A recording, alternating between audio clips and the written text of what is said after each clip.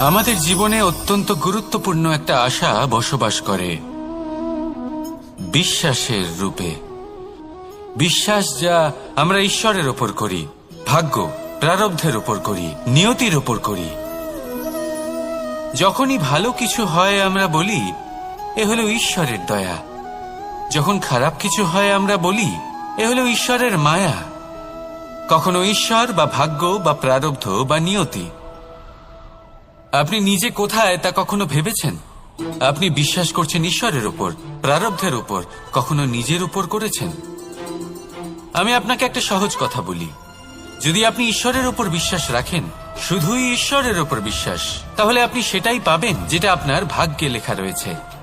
কিন্তু যদি আপনি নিজের উপর বিশ্বাস রাখেন, আত্মবিশ্বাস রাখতে শেখেন, তাহলে ঈশ্বর আর নিয়তি দুজনে মিলে আপনার ভাগ্যে সেটাই লিখবে যা আপনি চাইছেন। তাই মনে রাখবেন, সাফল্যের পথ হলো এই বিশ্বাস। নিজের আত্মবিশ্বাসকে ধরে রাখতে শিখুন, দেখবেন আত্মা প্রসন্নতায় ভরে উঠবে। তাহলে আসুন এই প্রসন্ন ভাব নিয়েই বলুন, রাধা রাধা। জীবনে এমন কি আছে যা আপনাকে অজান্তে শিখরে পৌঁছে দিতে পারে বা আপনার পতনও ঘটাতে পারে? সঙ্গতি। যদি আপনি কোনো শ্রেষ্ঠ ব্যক্তির সঙ্গ লাভ করেন, তাহলে তার শুভ চিন্তা, তার গুণ, তার স্বভাব আপনার মধ্যে চলে আসবে। আপনি আরো শ্রেষ্ঠ হয়ে উঠবেন। আবার সেখানেই যদি আপনি কোনো দুষ্ট ব্যক্তির সঙ্গতি লাভ করেন, কোনো খারাপ মানুষের সঙ্গতি লাভ করেন, তাহলে আপনার শুভ চিন্তা, আপনার গুণ, তা যে কখন আপনার থেকে কেড়ে নেওয়া হবে সেটা আপনি জানতেও পারবেন না। দেখুন, এই সঙ্গতি হলো অত্যন্ত গুরুত্বপূর্ণ। এই সঙ্গতি আপনার নিয়তি নির্ধারণ করে। আপনাকে উদাহরণ দিলে, বৃষ্টির ফোঁটাকে দেখুন। যদি কোনো ফোঁটা গাছের পাতায় এসে পড়ে, তাহলে তা জীবন দান করতে পারে। যদি এমন কোনো ফোঁটা সাপের মুখে এসে পড়ে, তাহলে তা বিষে পরিণত হয়। যেমন সঙ্গ তেমন নিয়তি। এবার দুর্ভাগ্যের বিষয় হলো এটাই যে বর্ষার ফোঁটা নির্ধারণ করতে পারে না সে কোথায় পড়তে চায়। তার নির্বাচনের ক্ষমতা নেই। কিন্তু আপনি, আপনার কাছে তো বিবেক আছে, আপনি ভাবতে পারেন, চিন্তা করতে পারেন। তাহলে আপনি ভাবুন, আপনি কি এমন সঙ্গ চান যা শ্রেষ্ঠ, নাকি এমন সঙ্গ চান যা অশুভ? নির্বাচন আপনারই। শ্রেষ্ঠ সঙ্গ বাছুন আর আমার সাথে ভালোবেসে বলুন, রাধা রাধা। আপনি কি জানেন আপনার জীবনে আপনার আসল জীবনসাথী কে হন? মাতা পিতা, ভাই বোন, স্বামী স্ত্রী? না, আপনার আসল জীবনসাথী হল আপনার শরীর। সেই শরীর যার দিকে আপনি কখনো নজরই দেন না, ঠিক কিনা? এবার যে মানুষ এই রহস্য বুঝতে পারেন, তার জীবন এমনি শুভ হয়ে যায়। আপনি নিজেই দেখুন না, সে সংসারের মঙ্গলই করা হোক বা সত্যের রক্ষা করা হোক, তা সে শত্রুর সাথে যুদ্ধ করা হোক বা মিত্রকে রক্ষা করা হোক, এই শরীরই তো কাজে আসে। তপস্যাতে, বলিদানে, পরিশ্রমে এই শরীরই হলো আধার, ঠিক কিনা? তাই আমাদের কর্তব্য হলো যে আমরা যেন নিজের শরীরের যত্ন নিই। আমরা কি খাই, আমাদের কি খাওয়া উচিত, এটা যেন বুঝি। কোনটা সুপাচ্য আর কোনটা নয়, এটা যেন বুঝি। কারণ যেমন হবে অন্ন, মনও তেমনই হবে। যত ভালো অন্ন তত ভালো মন। আর সুস্থ শরীর হলো সুস্থ মনের আধার, এ কথা অবশ্যই মনে রাখবেন। আর যদি মন সুস্থ থাকে, তাহলে সকল শুভ উদ্দেশ্য পূর্ণ হবে। তাহলে আসুন আর আমার সাথে ভালোবেসে বলুন, রাধা রাধা। কথায় আছে যে দৃষ্টি অত্যন্ত কঠোর হয়, অত্যন্ত শক্তিশালীও হয়। কথায় আছে যে কারোর উপর যদি কুদৃষ্টি পড়ে, তাহলে তার বিনাশ কেউ আটকাতে পারে না।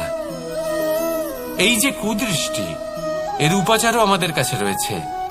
যখন আমরা বাড়ি নির্মাণ করি, তখন একটা কালো মুখোশ লাগাই, যাকে রক্ষা কবচ মনে করা হয়। কুদৃষ্টি থেকে বাঁচার জন্য। যখনই কোনো বাচ্চা বাইরে যায় তখন তার মাথায় আমরা একটা কাজলের টিপ পরিয়ে দিই, কুদৃষ্টি থেকে বাঁচার জন্য। অর্থাৎ এই সংসারে কুদৃষ্টি থেকে বাঁচার উপাচার রয়েছে।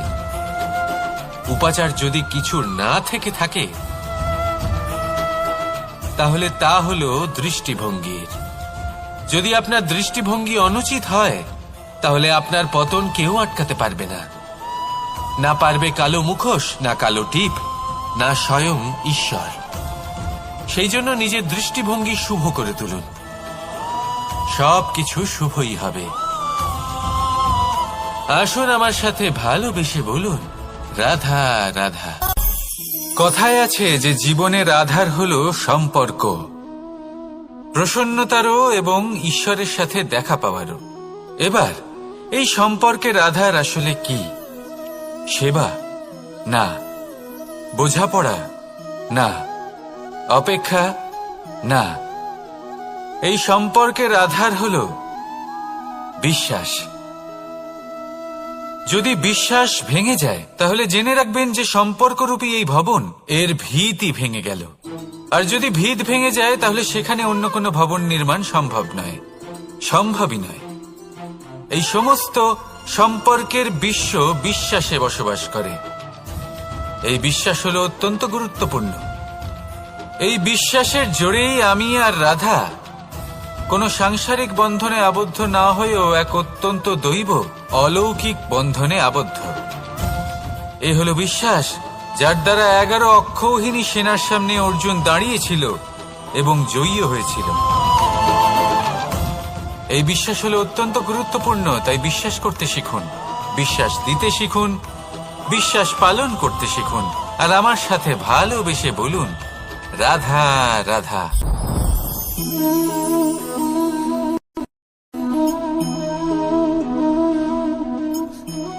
মুক্ত। এই মুক্তই সবাইকে মোহিত করে দেয়, নিজের দিকে আকর্ষিত করে।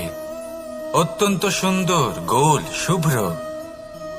মুক্ত দ্বারা নির্মিত আভূষণ, তা হয়তো সে মুকুটই হোক বা কোনো স্ত্রীর অলংকার, তাকে আরো সুন্দর করে তোলে, তাকে আরো সুন্দর দেখতে লাগে।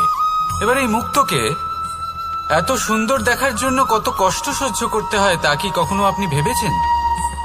এই মুক্ত ঝিনুক থেকে বের করা হয়, ঝিনুক যা কিনা সমুদ্রের তলদেশে থাকে। ওকে কত কষ্ট সহ্য করতে হয়, জলের চাপ সহ্য করতে হয়, সমুদ্রের স্রোত সহ্য করতে হয়।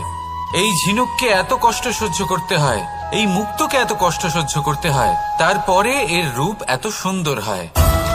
যদি আপনিও আপনার পরিশ্রমের সৌন্দর্য, নিজের পরাক্রমের সৌন্দর্য এই সংসারে প্রকাশিত করতে চান তাহলে আপনাকেও কষ্ট সহ্য করতেই হবে। তাই জীবনে যখনই সংকট আসবে, বিপদ আসবে, সমস্যা আসবে, তখন একে সুযোগ হিসেবে গ্রহণ করুন। কারণ এই বিপদের সাথেই লড়াই করে আপনি মুক্তর মতোই পরিশুদ্ধ হয়ে উঠবেন। তাহলে আসুন আর আমার সাথে ভালোবেসে বলুন, রাধা রাধা। এই সংসার অত্যন্ত বিচিত্র এক স্থান। এ সত্য খুঁজতে থাকে, আর সত্য খুঁজে পেলেই তা প্রমাণ করতে চায়। সে চায় তার প্রমাণ পেতে, সাক্ষী পেতে চায়। সেক্ষেত্রে আমাকে বলুন যে সত্য কি করতে পারে? সেই ব্যক্তি যে সত্যকে ধরে আছে সে কি করবে? কিছুই নয়, কিছু করার প্রয়োজনই নেই, শুধু তাতে টিকে থাকতে হবে। সেই হিমালয়ের মতো যা আজ পর্যন্ত টিকে রয়েছে। যদি আপনি সত্যবাদী হন তাহলে আপনার কিচ্ছু প্রমাণ করার কোনো প্রয়োজন নেই। যদি প্রয়োজন থাকে তাহলে সত্যের সাথে টিকে থাকার। এই সময় নিজে সাক্ষী হবে, নিজে প্রমাণ দেবে। এই নিয়তি স্বয়ং প্রমাণিত করবে যে আপনি সত্যবাদী ছিলেন, আপনি সত্যের পথে ছিলেন। তাহলে আসুন আর আমার সাথে ভালোবেসে বলুন, রাধা রাধা। ঈশ্বর আমাদের হাত প্রদান করেছেন। হাত যা জড়ো করা হয় প্রণাম করার জন্য, ঊর্ধ্বগামী হয় প্রার্থনার জন্য। এই হাত যার দ্বারা আমরা খাবার খাই, ফসল উৎপাদন করি। কিন্তু এই হাতের দ্বারা সবথেকে শ্রেষ্ঠ কাজ কি হতে পারে? সেবা। আগে হ্যাঁ, সেই হাত যা সামনে এগিয়ে আসে সেবা করার জন্য, যে সেবা করে তাদের যারা দুঃখে থাকেন, নিরাশ হয়ে থাকেন, যারা সেবা করেন তাদের যারা কিনা দরিদ্র, সেই হাত হলো সব থেকে অধিক মহান। ঈশ্বরকে দীনবন্ধু বলা হয়ে থাকে, কারণ যারা দুঃখী হন, নিরাশ হন, দরিদ্র হন, ঈশ্বর তাদের সাহায্য করেন, তাদের সহায়ক হন, তাদের মধ্যে ঈশ্বর বাস করেন। তাই আপনারা যদি এটাই করেন, যারা দুঃখে আছেন, নিরাশ হয়ে আছেন, যাদের সাহায্যের প্রয়োজন রয়েছে, যদি আপনি তাদের সাহায্য করেন, তাহলে আপনি এমন এক চৈতন্য লাভ করবেন যে আপনি তৃপ্ত হয়ে উঠবেন। তাহলে সবার সেবা করুন আর আমার সাথে ভালোবেসে বলুন, রাধা রাধা। ভয়। জীবনে আমরা কোন কোন বিষয়ে ভয় পাই? কোনো মানুষকে হারানোর ভয়, কোনো মানুষ, কোনো সম্পর্ককে হারানোর ভয়, অর্থহানির ভয়, সময়হানির ভয়। এবার বিষয়টা হলো, এই ভয় কখনো আমাদের কোনো লাভ করে না। এটা সবসময় আমাদের পিছনে ঠেলে আর নিচু স্তরে নামিয়ে দেয়, কখনোই আমাদের উত্থানের কারণ হয় না।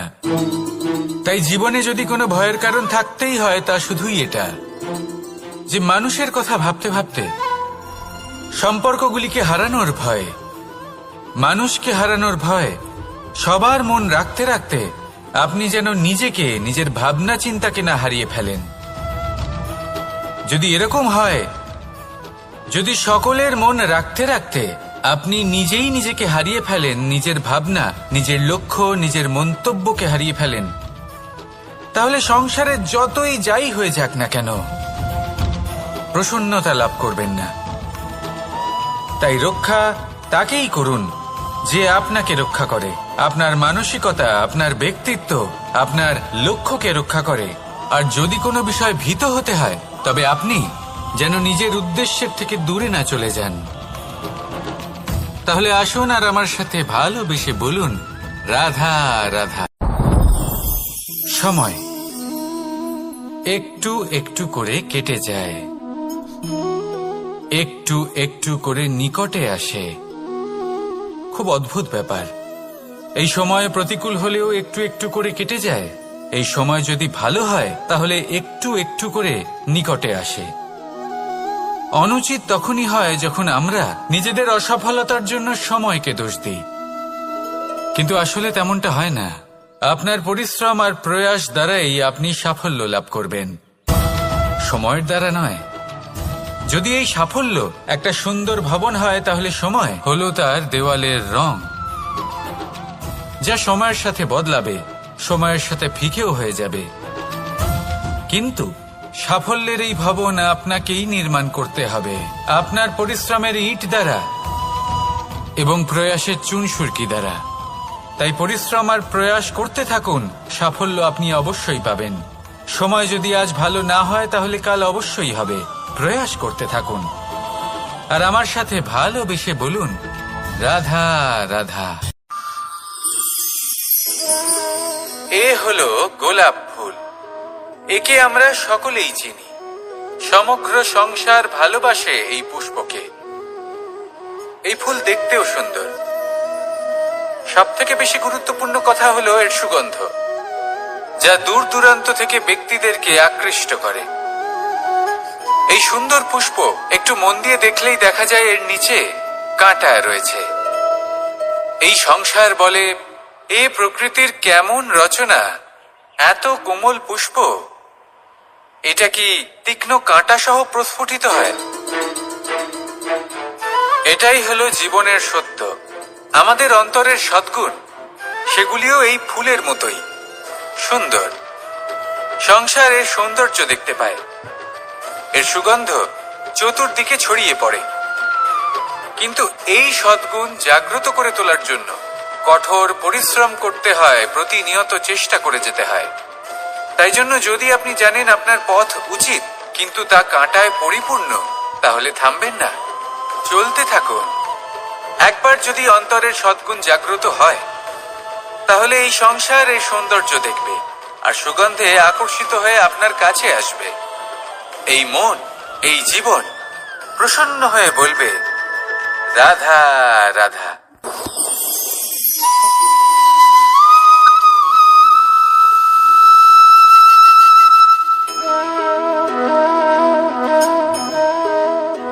মোহনের বাঁশির এই সুর, এই সঙ্গীত কার না পছন্দ হয়? সবারই খুব ভালো লাগে। এবার এই সুর আসে কোথা থেকে? কেউ বলবেন কৃষ্ণের হৃদয় থেকে।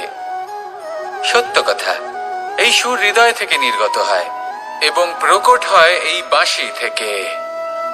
এই বাঁশিটাকে দেখুন, এই ছিদ্রগুলি দেখুন, প্রত্যেকটা সুর থেকে নিজস্ব একটা স্বর নির্গত হয়। এবার যে ব্যক্তি এই সমস্ত সুর এবং স্বর বুঝতে পারেন, এতে নিপুণ, তিনি এই বাঁশির দ্বারা যে সুর নির্গত করবেন তা তো মধুর অবশ্যই হবে। এবার জীবনের সাথেও কিছুটা এরকমই ঘটে। জীবনের কিছু নীতি থাকে, অর্থ, কুটুম্ব এবং আধ্যাত্মিক। যদি জীবনের প্রত্যেকটা মুহূর্ত সুখময় হয় এরকম আপনি চান, তাহলে এই তিনটি নীতিতে আপনাকে নিপুণ হতে হবে।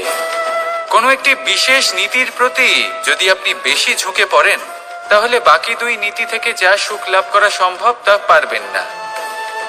ধন অর্জন করতে হবে পরিবারের জন্য, পরিবারের সুখ মনের শান্তির জন্য, মনে শান্তির প্রয়োজন মনের শুদ্ধতার জন্য।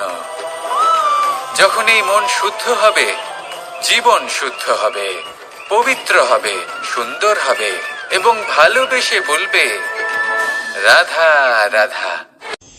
যত শক্তিশালী এই মন, তত শক্তিশালী এই শরীরও। এই যে আমাদের শরীর, এটা আসলে কি? এ হলো একটা রথের মতো। আর একটা রথ ততক্ষণ চলতে পারবে না যতক্ষণ না তাকে কোনো সারথি চালাবে।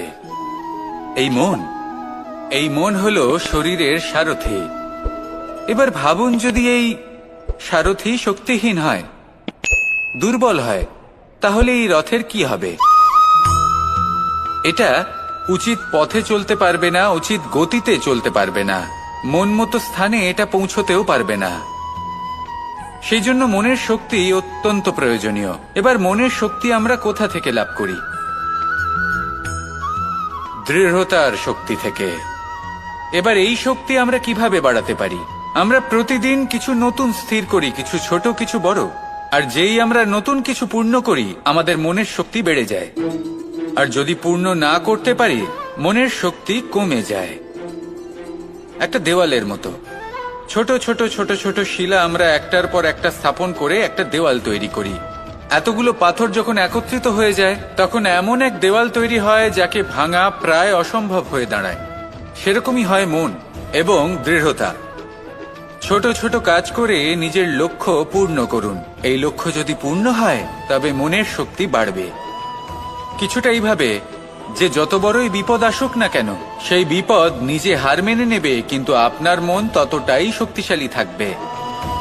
তাই মনের শক্তি বাড়াতে থাকুন, যাতে আপনি উচিত পথে চলতে পারেন, উচিত গতিতে চলেন আর মনোবাঞ্ছিত স্থানে পৌঁছতে পারেন। তবেই এই মন প্রসন্ন হয়ে বলবে, রাধা রাধা। ওমাই কি, আমি কখন থেকে এখানে অপেক্ষা করছি, হাত পেতে দাঁড়িয়ে রয়েছি যাতে একটা ফল আমার হাতে এসে পড়ে এবং সেটা আমি খেতে পারি। কখন থেকে অপেক্ষা করছি, কিন্তু সেটা হচ্ছেই না। এবার আপনি বলবেন যে এসব কি বলছি, এ কি অদ্ভুত কথা বলছি। যদি ফল খেতে হয় তাহলে আমাকে বৃক্ষে চড়তে হবে, ফলের কাছে পৌঁছতে হবে, তবেই তো ফল পাবো। এবারে এটা অত্যন্ত সহজ ব্যাপার, কিন্তু এই বিষয়টা আপনি নিজের জীবনের প্রসঙ্গে ভেবে দেখুন। লক্ষ্য কোথায় আছে আপনি জানেন, সেই লক্ষ্যে পৌঁছানোর পথ কি সেটাও আপনি জানেন, সেই পথে চলার ক্ষমতাও আপনার রয়েছে, কিন্তু তাও আপনি নিজের লক্ষ্য লাভ করতে পারছেন না। কেন? কারণ আপনি অপেক্ষা করছেন যে লক্ষ্য আপনার সামনে চলে আসবে, কিন্তু তা হয় না। লক্ষ্য সে যাই হোক না কেন, ধন হোক, প্রেম হোক, কোনো সম্মান হোক বা মোক্ষ হোক, যদি আপনি তার দিকে অগ্রসর না হন, তাহলে ফল প্রাপ্তি অসম্ভব ব্যাপার। তা কোনোদিনই হবে না। সেই জন্য আপনার চোখের সামনে আপনি যদি নিজের লক্ষ্যকে দেখতে পান, তাহলে উঠুন এবং সেই দিকে অগ্রসর হতে শুরু করুন। নিজের অন্তরের সকল অশুভ গুণ দূর করুন, অলসতা ত্যাগ করুন, অজ্ঞানতা ত্যাগ করে দিন এবং চলতে থাকুন। অবশ্যই মনোবাঞ্ছিত ফল লাভ করতে পারবেন। মনে রাখবেন, চলতে থাকলে তবেই লক্ষ্যপ্রাপ্তি হবে। অপেক্ষার দ্বারা শুধুমাত্র মৃত্যু লাভ হবে। আসুন আমার সাথে ভালোবেসে বলুন, রাধা রাধা। প্রত্যেক প্রাণী ভালোভাবে জীবন যাপন করতে চান, এটা তাদের স্বভাবে আছে এবং ভাবাটা অনুচিত নয়। কিন্তু একটা ভালো জীবনের গুরুত্বপূর্ণ অংশ কোনটা? বসবাসের স্থান, সেই স্থান যেখানে আমরা জীবন অতিবাহিত করি। এবার মানুষ ভাবতে পারেন যে একটা ভালো বাসস্থানের অর্থ কি? সেই স্থান যেখানে সহজে জল পাওয়া যায়, যেখানে শুদ্ধ বায়ু পাওয়া যায়, যেখানে আনাজ উৎপন্ন হয়। এটা জীবনযাপনের জন্য পর্যাপ্ত বটে, কিন্তু ভালো জীবনযাপনের জন্য আরো একটা কথা আপনাকে বুঝতে হবে। সাধু, জ্ঞানী, পণ্ডিত ব্যক্তি, এই সকল মহাপুরুষ, এনাদের যে বাসস্থান তা অত্যন্ত বিশেষ হয়। এখানে এক ধরনের বিশেষ ইতিবাচক শক্তি থাকে, এমন একটা স্থান যেখানে দেবতারাও বিচরণ করেন। জীবন আমরা সবাই যাপন করি, কিন্তু জীবনের উদ্দেশ্য শুধুমাত্র জীবন যাপন করা নয়। জীবনের উদ্দেশ্য হল মুক্তি লাভ করা। আর এই সকল সাধু, জ্ঞানী, পণ্ডিত ব্যক্তি, এই সকল মহাপুরুষ আপনাকে মুক্তির পথে নিয়ে যেতে পারেন। কারণ এরা হলেন সেই মহাপুরুষ যারা নিজেদের অন্তরের বিকার, অহংকার, ক্রোধ, বিদ্বেষ, এই সকল দোষগুলিকে ত্যাগ করেছেন, এদের উপর বিজয় লাভ করেছেন। এমনই একজন ব্যক্তি আপনাকে মুক্তির পথে নিয়ে যেতে পারে। প্রয়োজন হলো শুধুই এনাদের চিনতে পারা, এদের কথা বুঝতে পারা এবং এদের দেখানো পথে চলা। যদি আপনি এটা করতে পারেন, তাহলে এই মন প্রফুল্ল হয়ে বলবে, রাধা রাধা। কখনো কোনো বাগানের কোনো বৃক্ষকে দেখেছেন যেখানে সুগন্ধি ফুল থাকে, রসালো ফল থাকে? তখন মন প্রফুল্ল হয়ে ওঠে, মন থেকে সেই বৃক্ষের প্রতি ভালোবাসা জন্মায়। কিন্তু যিনি বাগানের মালিক, শুধুমাত্র তিনিই জানেন যে কিভাবে এই বৃক্ষকে আগলে রাখতে হয়, কিভাবে তার পরিচর্যা করলে এতে সুন্দর সুগন্ধি ফুল হবে, রসালো ফল হবে।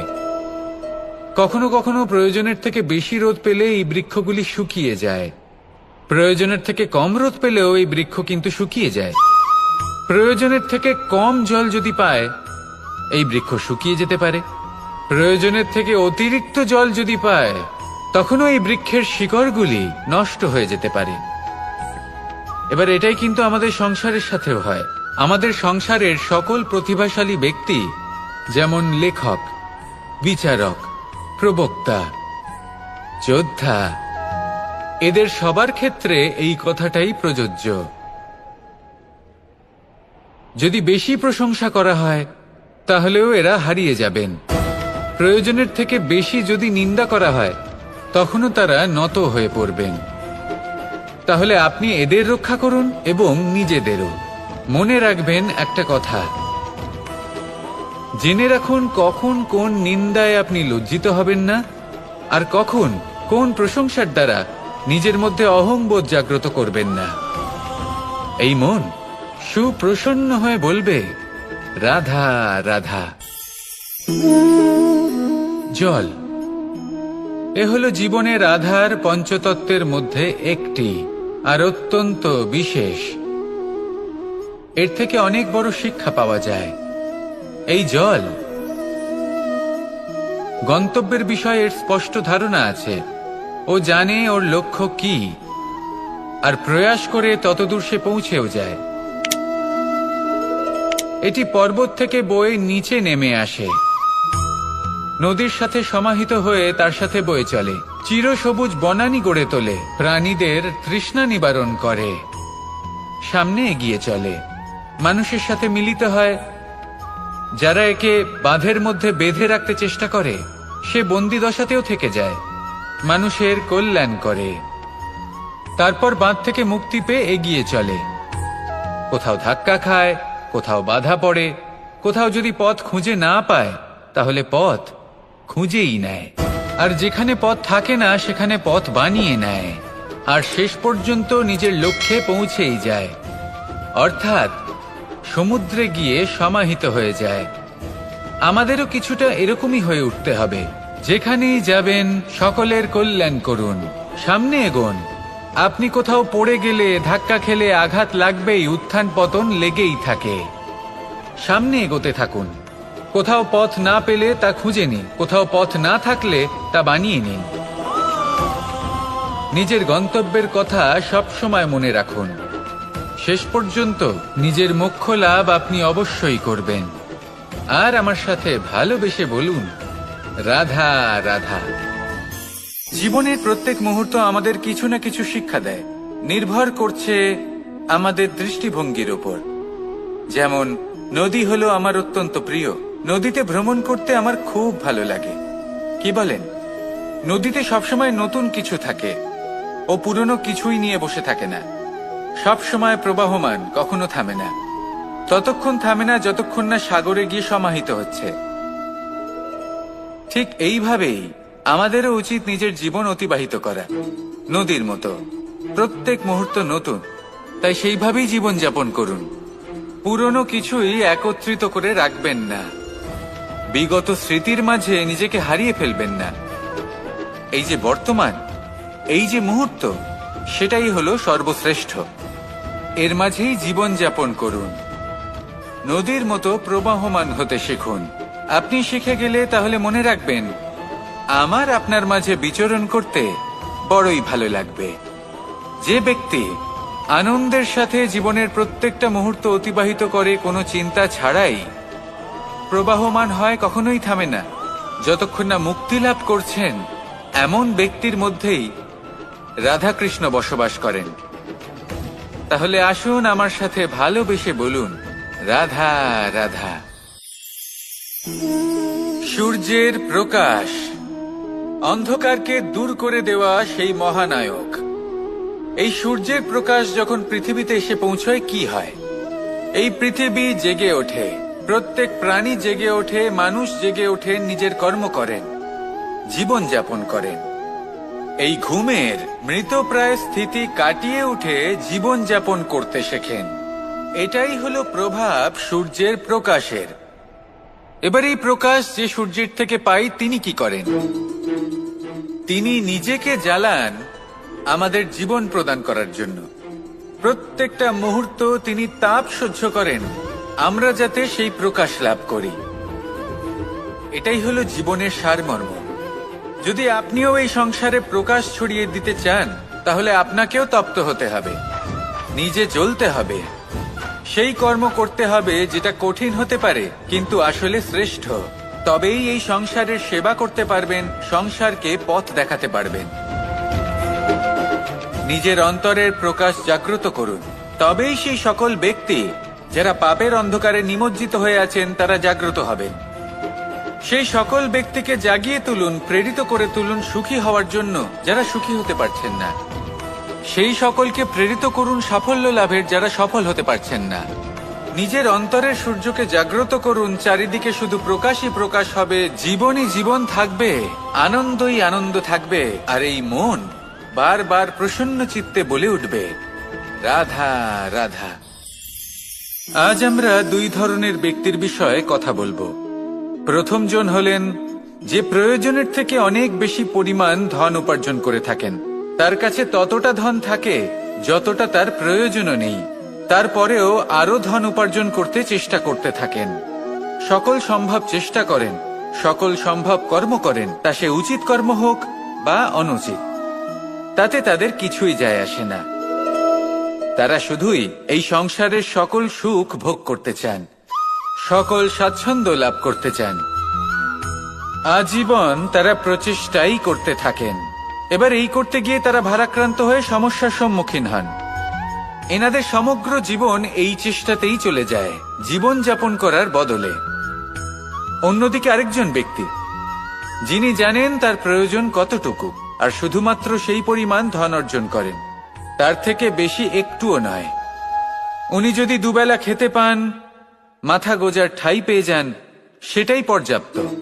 তাতেই তিনি আনন্দে জীবন যাপন করেন, না কোনো বৃথা চিন্তা করেন, না কোনো বৃথা কষ্ট করেন।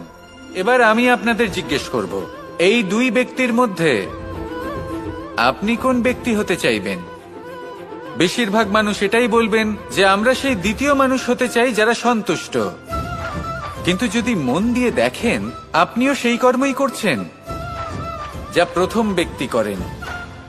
আপনারা সবসময় চেষ্টা করে চলেছেন, এটাও লাভ করতে হবে, ওটাও লাভ করতে হবে, আমার এটারও প্রয়োজন, ওটারও প্রয়োজন। আপনি অনেক কিছু লাভ করেছেন, কিন্তু প্রশ্ন এটাই যে আপনার কি সেই সবকিছুর প্রয়োজন রয়েছে? এর উত্তর আপনার অন্তর্মনে রয়েছে। আপনার মন জানে যে আপনার প্রয়োজন কতটুকু। সেখানে গিয়ে দেখুন। সন্তুষ্টি মানুষকে আনন্দ দেয়। মানুষ যতটা সন্তুষ্ট হবে ততটাই সে আনন্দ লাভ করবে। এবার আপনাকে এই সিদ্ধান্ত নিতে হবে যে আপনি কখন আর কোথায় সন্তুষ্টি লাভ করবেন, কত কিছু লাভ করার পরে সন্তুষ্ট হবেন। এই উত্তর আপনি মন থেকে পাবেন। এই সমাজের চাহিদায় জড়িয়ে নিজেকে বিভ্রান্ত করবেন না।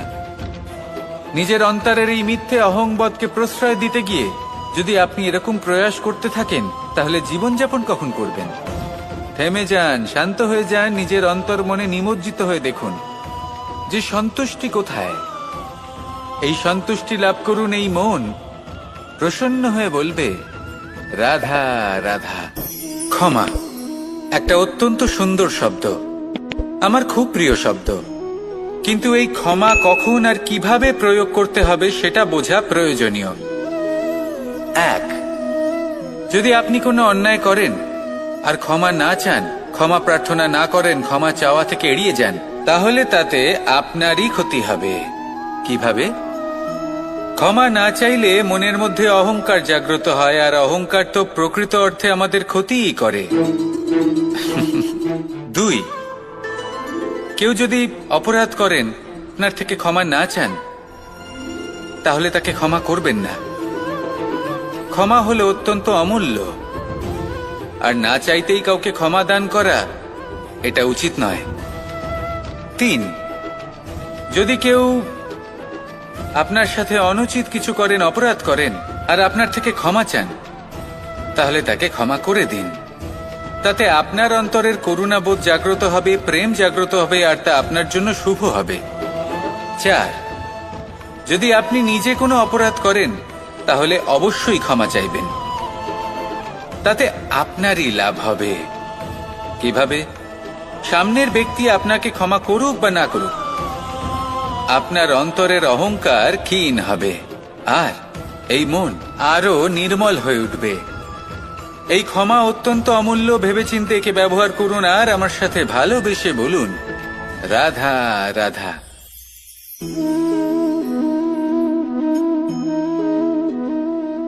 ভোজনের দ্বারাই শরীর পুষ্টি লাভ করে।